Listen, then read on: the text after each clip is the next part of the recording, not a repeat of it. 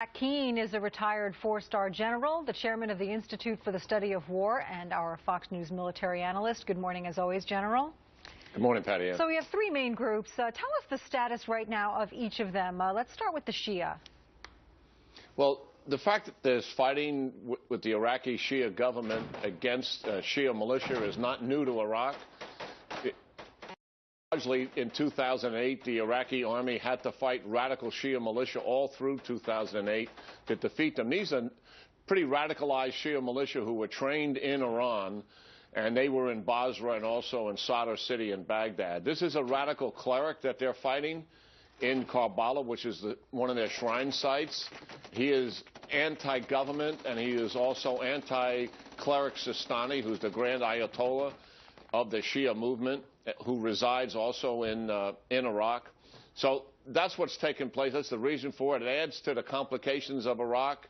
I don't think it's terribly significant in terms of the overall outcome, but it is a fact. Right. And then, of course, you have the Sunnis. Well, the Sunnis they're disenfranchised from the government, from the military, from the police. All things that they were playing a viable role in. And the fact of the matter is that has led to the speed and size of this crisis. Obviously, ISIS is driving it, but the Sunni tribes have assisted them in their outcomes. Everybody who knows Iraq knows that we have to reach out to these Sunni tribes. Many of them are in fact reconcilable, as they were back in 2007. And I know there's negotiations taking place with some of these tribal leaders as we speak.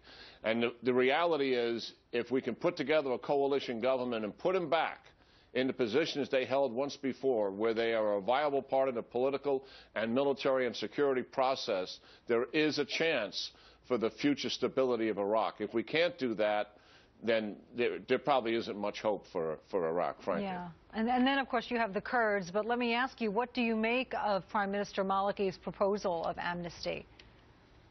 Well, I think it's a first step. It won't mean much to anybody. The fact of the matter is that we had almost 105,000 Sunnis that were working with us fighting against the al-Qaeda in 2007 and 8. They were on a U.S. payroll. They were documented through biometrics.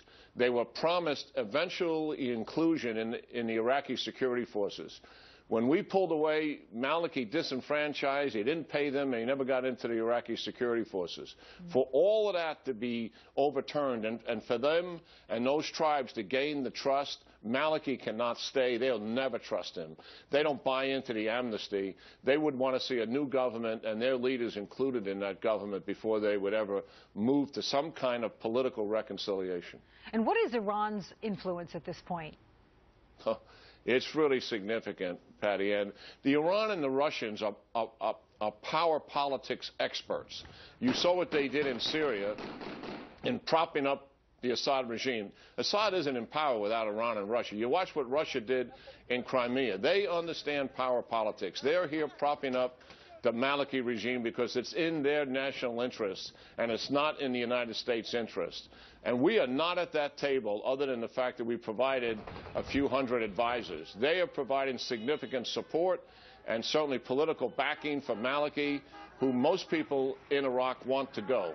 And the fact of the matter is the Russians and the Iranians do have a seat at the table. And now Maliki is able to claim to his political opponents, look, I've got international backing here. I'm the one who brought in Iran and Russia to help with this crisis. There is nobody else really helping us with the crisis. Right. That's the problem we have with not having military strength backing up our diplomats who are trying to get a seat at that table for political reconciliation. All right, General Jack Keane, thank you as always. Yeah, take care, Patty.